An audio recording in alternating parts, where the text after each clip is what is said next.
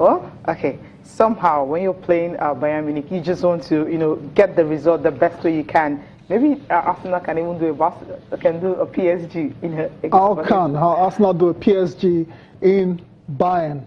In Munich. It's possible. Nah, it's not going to happen. They may 7 points clear at the top of the table. But they're not playing too well. They're not playing too well. I agree. And there's no, Jerome Boateng will be missing. He's missing, yes. And Frank Ribery also will be missing. They trained alone on Tuesday, because of their recovery those from two guys. injury and another. Those two guys will not be there. Yeah. So the Ribery and the Frank Ribery and also, the guy I'm talking about, the wizard there in the middle. When you don't have a Ribery to actually complement him, Ian Robben, sometimes it's hard for him to, play alone. So Arsenal can just take advantage of that and get a good result out of that. Yeah, a good result, but you said do a PSG. That would mean a very convincing win away in Germany. I don't think that's going to happen. Even Arsene Wenger knows that. And the players, I think what Arsenal wants to do, what they need to do is not to lose the tie in the first leg like Barcelona have done. So they can go there, get a draw, or even a narrow defeat, and still have a chance in the second leg. That has to be the priority of Arsenal right now. And Cecilia, since you mentioned PSG already and Barcelona, we have to talk about that game. No one saw that result coming at all. 4-0, it ended in favor of PSG against Barcelona, almighty Barcelona. With the MSN, so it wasn't as if they were missing out, some key players. The MSN, they were all there, but it was just a horrible performance from Barca on the night, and PSG took advantage, and that's why they have one leg in the quarterfinals right now. Definitely, it's going to be ridiculous for to have Barcelona in the quarterfinals for the first time in like 10 years, almost a decade now, because you always get them to get into the quarterfinals. But from all indications, Angel Di Maria was the guy who was on fire. He scored birthday boy. Birthday boy on Valentine's Day, so he's going to have a wonderful one. And Edison Cavani, when we're talking about the head-to-head, Edison Cavani and Luis Suarez, who is more prolific in front of goals. But then Luis Suarez was missing, and Edison Cavani had to take advantage of that. Luis Enrique right now, well, he's still confident. He says the tie is not over. Yes, the tie is not over. Interesting. Just take a look at the stats of what happened over the night. Angel Di Maria has scored 4 goals in the Champions League this season. His best return in a single campaign so far. And only Lionel Messi has scored 10 goals. 10 goals in the Champions League this season. Edison Cavani has got 7. And of course, no side has ever turned around a 4+ deficit to progress in a Champions League knockout tie. If you're looking at Olympiacos, that was 3-0. If you're looking at what happened at Liverpool and the others, Deportivo La Corona, that was 4-1. But then this one, we've seen 4 goals to nothing. We've seen some incredible comebacks. You just mentioned AC Milan versus Deportivo La Corona now. 4-1 ended in favor of Milan. That was in Italy. But when they went back to Spain, it was incredible. That particular game, I watched it. I still remember vividly when Walter Pandiani, scored the first goal in the match. Juan Carlos Valeron, Alberto Luque, and Fran Gonzalez, got the goals in that particular game. But that was a 4-1 deficit. That was exactly. But they couldn't get anything out of this one. Just to take a look at their biggest Champions League defeat, talking about Barcelona against AC Milan, that was in 1994, the final. Then the Dynamo Kyiv group stage, that was 1997. Against Bayern Munich in the semi-final, that's really very fresh. Remember what happened in that one? And of course, at the end, it was like 7 goals to nothing.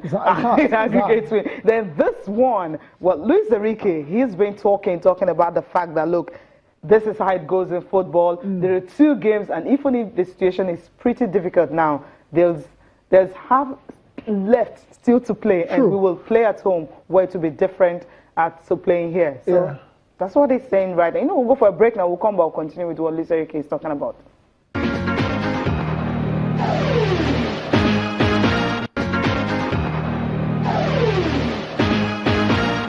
Time is just going so fast.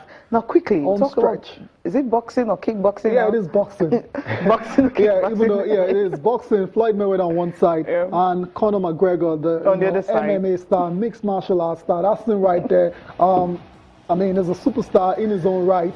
But he says he wants to take on Floyd Mayweather in a boxing ring. What's the latest? The latest is... Has it been agreed finally? Yeah, the media reports last night say this deal is as good as done. But what's Floyd Mayweather saying? Mayweather says it's not true. He's basically come out to deny the situation. But what I like to say is there's no smoke without fire. It looks like this might just happen. It looks like Floyd Mayweather will come out of retirement to fight Conor McGregor. And for me, it's a fight I don't want to see because I think it's a mismatch. There's no chance in hell that Conor McGregor will beat Floyd Mayweather in a boxing ring. No chance whatsoever. Okay, so just another. Oh, okay. We shouldn't stay late to watch it. That's what you're saying, right? We shouldn't. No, I'll watch. I'm a big fan of combat sports. I'll watch. And the denial I was talking about, they actually tweeted a denial yesterday. There seems to be several rumors, circulating in the media. They just come out to say it's not done there, it's not done deal. I'll let you guys know when it's done.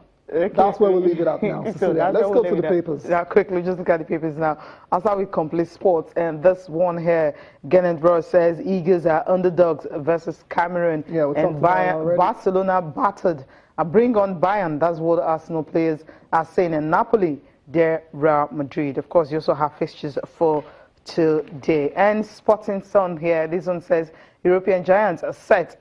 Madrid, Munich on fire. So, and of course, Wenger vows to gun down Bayern. We'll see how he's going to do that. And Rashford to quit Red Devil. That's another one here. And Jesus' injury opens a door for Kelechi Iheanacho. He will be out for up to 3 months. That's to the end of the season. What a shame. I mean, it started like a house on fire, but unfortunately, I don't want to see a player get injured. That's injury. You can't really predict when the player's coming back. Very complicated. It's going to be out for a while. We'll see Michael Owen, these players, you say they'll tell you, okay, David Beckham, you hear 4 weeks, sometimes it gets up to 7 or 8 weeks. You never want to see a player get injured, but this is a perfect opportunity for Kelechi Iheanacho to get back in the team. Okay, let's go to Sporting Life now. A final paper for review. And Rohr confirms Senegal, Ghana. Okay, that one could be Ghana or Morocco.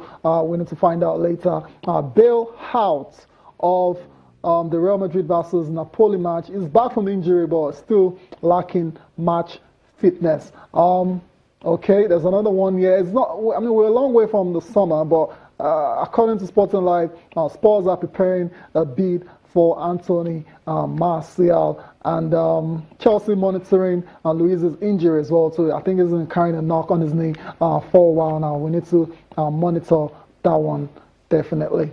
That's the way it goes. That's the way it is. Well, thank you guys. Thank you so much for being part of the program. We see you again tomorrow. I'm Cecilia Amalbe. Many thanks for watching. Enjoy the rest of your day. I'm Tayo Salam.